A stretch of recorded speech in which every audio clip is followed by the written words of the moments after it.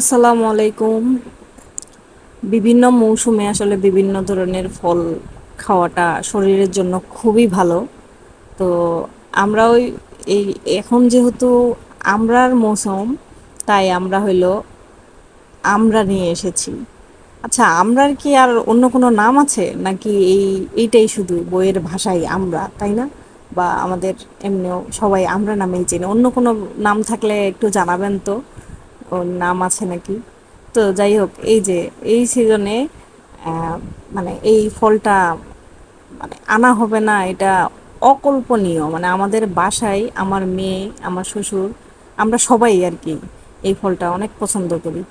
তো এই যে আজকে আমি সুন্দর করে ধুয়ে টুয়ে সুন্দর করে এরকম করে ছিলে টিলে আপনাদেরকে দেখালাম কি অভিনব পদ্ধতিতে আমড়া কাটা হচ্ছে।